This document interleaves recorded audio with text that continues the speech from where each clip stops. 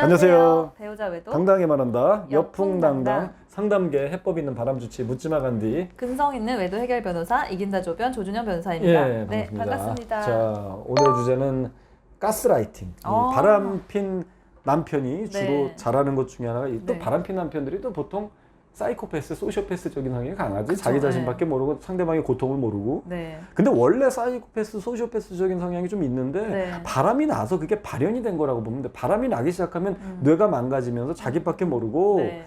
상대방의 고통을 몰라. 이건 공통적이더라고. 네. 그래서 아내가 어떤 고통을 받는지 아내 생각은 안 하고 자기 중심으로 생각하고 오히려 상간녀를 보호하려고 그러는 게 성향이 네, 강한데 네, 네. 그러면서 꼭 하는 것 중에 하나가 가스라이팅을 많이 한다고. 가스라이팅이라는 용어가 좀 생소하신 분도 네, 있을지 네, 모르겠는데 네. 가스라이팅이 요즘 상대방 마음을 조종하는 거지. 그렇죠. 네. 상대방을 자꾸 이렇게 현란한 말빨로 조종해가지고 상대방을 위축시켜. 네. 내가 뭘 잘못했나? 내가 저 네. 사람 자꾸 이렇게 만드는 거야. 그래가지고 자기한테 충성하게 만들고 네. 자기 말을 전적으로 믿게 만드는 거, 전적으로 믿게 만드는 그런 게 가스라이팅 하는 네. 거거든.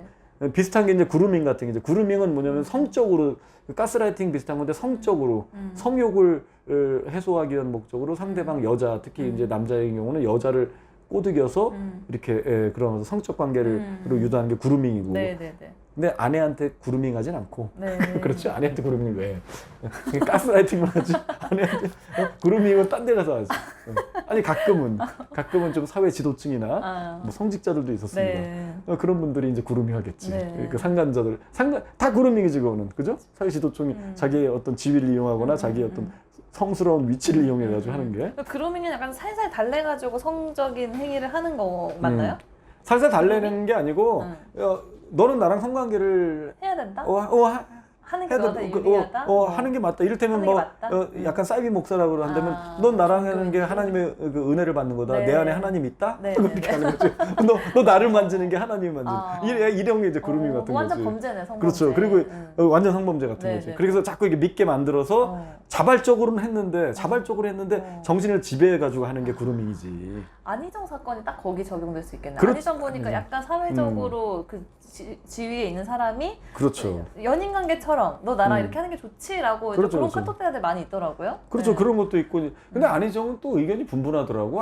그 둘이 연인 관계가 아니었나 이런 얘기도 있어. 그건 정확히 네. 거기에 맞는 건 아닌 것 같아. 그루밍에 맞는 사례들은 많이 있어요. 무슨 얼마 전에 자살한 박원순? 아니 박원순 말고 네, 네. 그 심리 상담사였는데 자살했잖아. 유명한 사람. 정신과 의사였나? 정신과 의사인데 네. 막 이렇게 상담해주면서 그루밍 해가지고 여자들 그렇게 건드리고 다닌 거야. 네, 그게, 네, 네. 그게 이제 언론에 폭로되니까 네, 그렇게 된 거지. 어. 자살했어.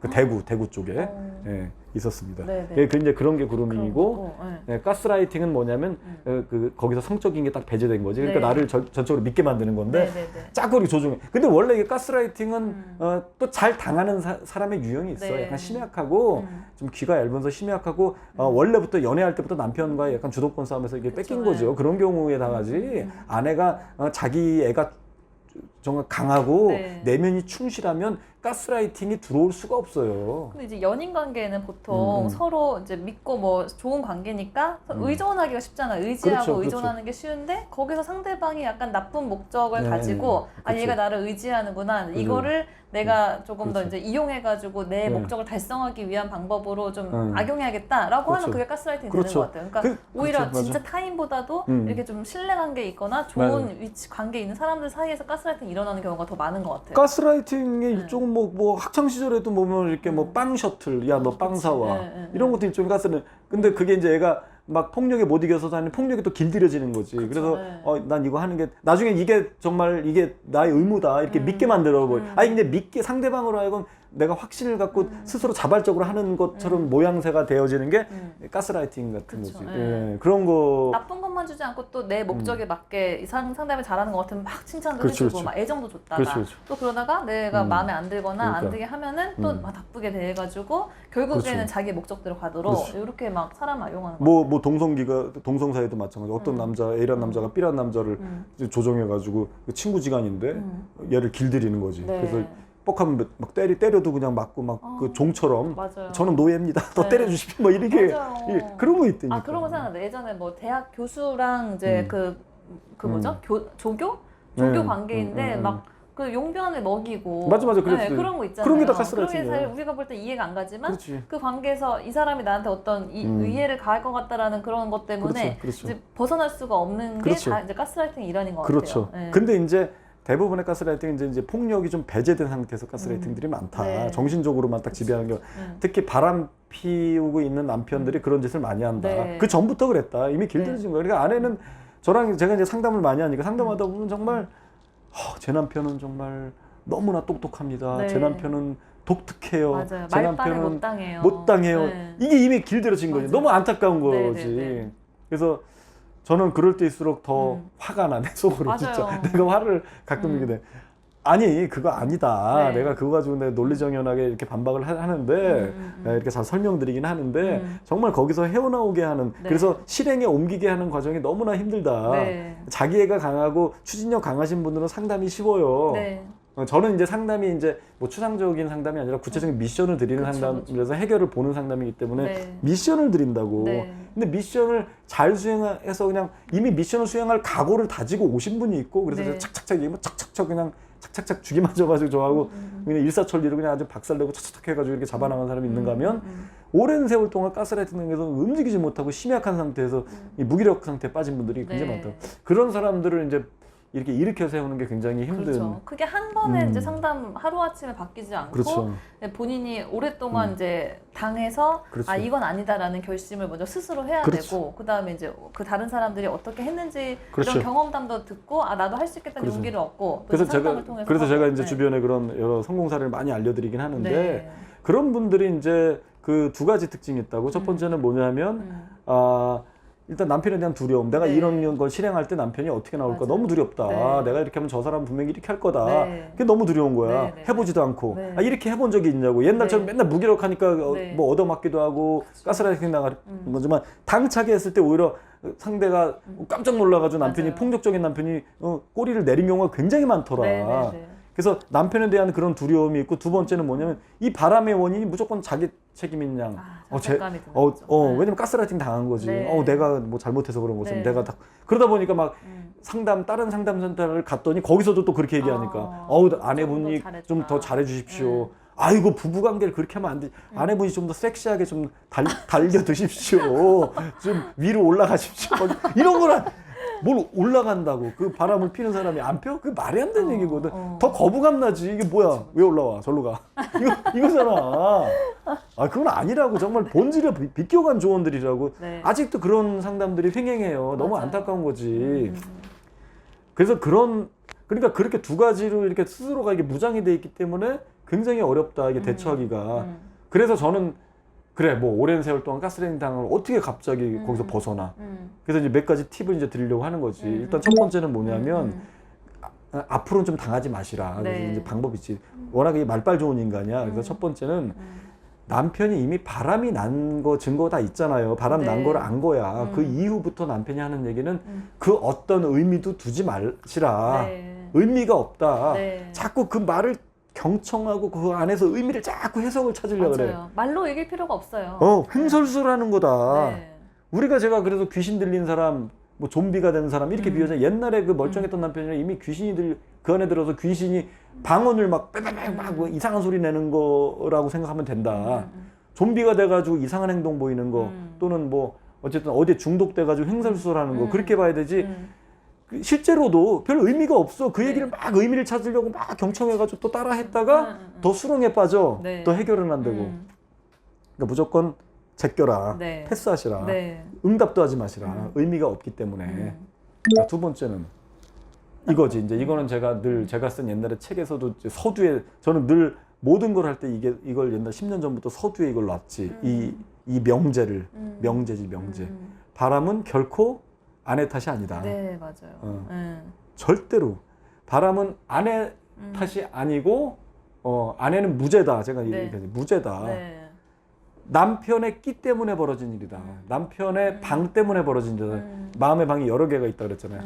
방 하나를 아내분이 아무리 채워봤자 소용없다. 나머지 방을 채우지 않으면 이 사람은 살 수가 없는. 네. 그렇게 원래부터 타고난 유전적으로 이게 기형적으로 타고난 거지.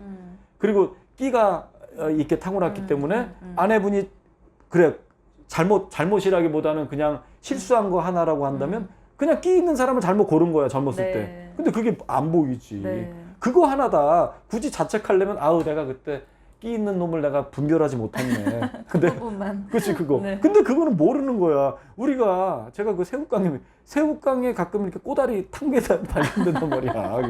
그거 아니 그 새우깡 그거를 고를 때 그게 안 보이잖아. 그걸 그쵸. 뜯어볼 수는 없잖아요. 네. 이 사람 마음을 어떻게 뜯어보냐고. 그리고 젊었을 땐 끼가 드러나지가 않아. 젊었을 때는 워낙 유전의 힘이 많이 드러나지 않고 이 젊음의 에너지가 유전을 누르기 때문에 유전적인 냄새가 별로 안 드러나서 부모랑 많이 달라. 자기 아버지는 맨날 알코올 중독에다가 바람둥인데 이 사람은 술도 안 먹고 반듯해. 그래서 결혼했는데 30대, 40대, 50대 될수록 똑같아지는 거거든. 네. 그래서 나이 먹을수록 유전의 힘이 나온다. 그렇기 때문에 젊었을 때 알 도리가 없다. 그것도 잘못이 아니다. 그러니까 절대 바람을 자기 탓으로 생각하고 노력하지 마시라. 네. 그리고 이제 막 시작도 하기 전에 내가 이거 대응을 했는데 네. 잘 안 되면 어떡하냐 네. 이거를 막 걱정하시거든요. 그쵸, 그쵸. 근데 이것도 사실 가스라이팅의 일환인 그렇죠. 것 같아요. 내가 아까 이거 했을 얘기한 때 게 효과가 그거지. 없을 것 같다라고 그러니까, 생각하지만 그러니까. 사실 어떤 대응을 해보지도 않고 미리 걱정하고 미리 일어나지 않을 일을 뭐 대비해서 아무것도 안 하는 걸로 가면 결국 또 남편이 그렇죠, 그렇죠. 다시 그거를 그렇죠. 또 상황을 이용할 그렇죠. 수 있는 거거든요. 그러니까 어쨌든 결과가 일어나든 안 일어나든 내가 지금 상태에서 할 수 있는 것 중에 한번 해보자. 하는 거는 네, 해봐야 된다. 그게 세 번째예요. 라는 거죠. 역시 척이면 척이네 그러더니 아주 이게 제대로. 그게 세 번째 제가 하려고 네. 그랬던 거야. 한 번쯤은 저항하고 한번 뒤집자. 그렇죠. 네. 우리가 아이프 군사 독재 시절에도 한 번쯤은 저항했으니까 여기까지 온 맞아요. 거지. 그때 네. 저도 87년도 기억이 나지만 그때 우리가 다 무기력하게 국민들이 이러면 안 되지. 우리 수능했으면 여기까지 대한민국이 발전할 수가 없었다. 네. 아직도 군인들이 계속 정권 잡고 이렇게 갈 수도 있다. 네. 나라가 아주 경제적으로 막 발전하면 뭐해. 그 두 가지가 동시에 민주화도 되고 경제도 발전해야지. 같이 병행돼야 되는 네. 거죠. 그러니까 그거는 한 번쯤은 저항 정신이 필요한 거다. 그렇죠. 네. 그리고 이렇게 저항해 본 적이 없잖아. 왜 네. 해보지도 않고 맞아요. 그랬냐고. 우리가 그때 당시 전두환이 그 4.13 호원 조치라고 있었어. 헌법을 개정하지 않겠다는 거야. 국민들은 헌법을 개정할 줄 알았어. 직선제로 개정을 해야지 국민 손으로 이제 대통령을 뽑아야 되잖아요. 근데 박정희 72년도 유신 헌법이 태동한 이후로 전두환 때까지 전두환 때 헌법을 한번 바꿨지. 전두환이 집권하면서 통일주체 국민회의에서 대통령을 뽑는 걸로 한 거야. 그것도 여권에서 마음대로 주무를 수 있는 거지. 그 전에 박정희는 종신이고 그냥 네. 유신. 국회의원도 대통령이 임명하고 다수를. 네. 그렇게 갔단 얘기예요. 그래서 전두환이 개헌한다고 약속을 했는데 나중에 안 지켰단 말이야. 87년도에 자기가 물러나기 한 1년 전에 네. 노태우 딱 세워놓고 네. 자기가 노태우 뽑겠다는 얘기야. 네. 일방적으로. 그러니까 국민들이 다 들고 일어난 거야. 그러다가 막 이한열 그 연대에서 이한열 최루탄 맞아서 죽고 막 다 같이 그때 막 87년도 1987년 영화에 보면 그 전에 박종철도 그거 관련해서 데모하다가 물고문 치사당하고 그때 그 다 들고 일어난 거라. 그래서 뒤집어져. 그래서 전두환이 도저히 안 되겠으니까 노태우 시켜가지고 네. 안 되겠다 직선제 하자. 아. 그래서 그 결국은 된 거네요. 6.29 선언이 네. 직선제 그 받아들인 거라고. 그래서 그때부터 국민이 최초로 몇십 년 만에 대통령을 직선제로 뽑았다고. 그 전에 60년 된 직선제를 뽑았죠. 김대중이랑 박정희가 할 때 직선제 뽑았는데 박정희가 김대중한테 아슬아슬하게 이긴 거야. 그러니까 두려운 거야. 그러니까 헌법을 뜯어 고쳐가지고 국민이 못 뽑게 만들었다고. 그게 유신헌법이거든. 네. 그게 쭉 간 거라니까. 전두환 때 한 번은 저항하자. 갑자기 좀 너무 거시적인 얘기를 했지만 바람 잡는데 갑자기 전두환, 박정희 죄송합니다. 이거 김대중 너무 제가 약간 그 세대 사람이라서 좀 그러네요. 갑자기 들끓래 막 이게 속마음. 아니 한 번은 저항을 그렇게 국민들이 다 들고 일어날 줄 알았냐는 얘기야. 남편이 아내가 이렇게 들고 무섭게 증거 잡아서 무섭게 상간녀를 맹폭격하고 소송 걸고 이렇게까지 할 줄 알았냐는 얘기. 깜짝 놀란다니까. 전두환이가 절대 안 한다 그래서 4.13 때 나라가 혼란스러워서 헌법을 지켜야 된다. 그게 호헌이거든. 헌법을 지키자 호헌. 네.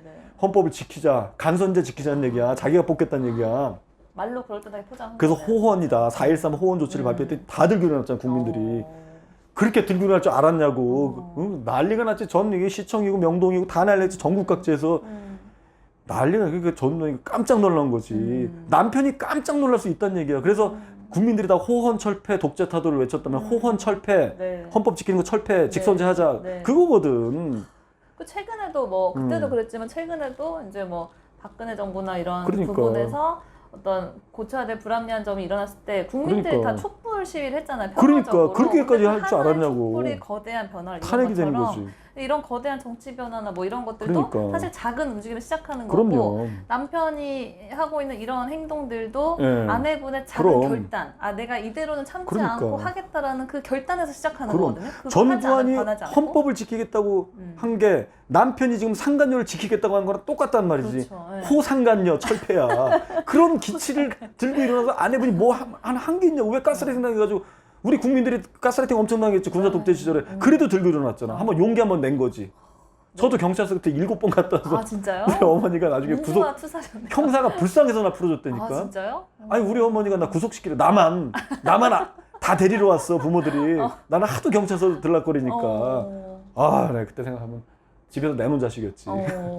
흑역사 나와. 어쨌든 그랬습니다. 네. 그래서 네. 한 번쯤은 좀 폭격을 해보자. 맞아요. 상관을 네. 쳐보자. 뭐가 두렵습니까? 남편이 내가 우리 결심하면 건방되니까. 법이나 이런 것들은 다 그 아내분, 남편분, 그 배우자의 편이에요. 그렇죠. 네, 그런 조치들이 다 이제 힘을 합쳐가지고 그러니까. 도와주니까 너무 겁내지 말고 내 그렇죠. 결심을 이제 시작하는 것부터 시작하셔야 될 것 같아요. 그러면 그때는 남편이 그 기세에 눌린다. 아무리 폭력적인 사람도 저는 또 많이 봤잖아요. 상담을 많이 하잖아. 네. 보니까 눌리더라. 그 순간에는 주춤하더라. 뭐지? 그렇죠. 네. 얘한테 이런 면이 있었네. 네네네. 가스라이팅을 못 한다는 얘기예요. 그래 한 번쯤은 두렵지만 한 번쯤 저항은 한번 해보자. 맞아요. 그 저항의 구체적인 거는 저와 상담을 통해서 제가 구체적으로 알려드릴 테니까.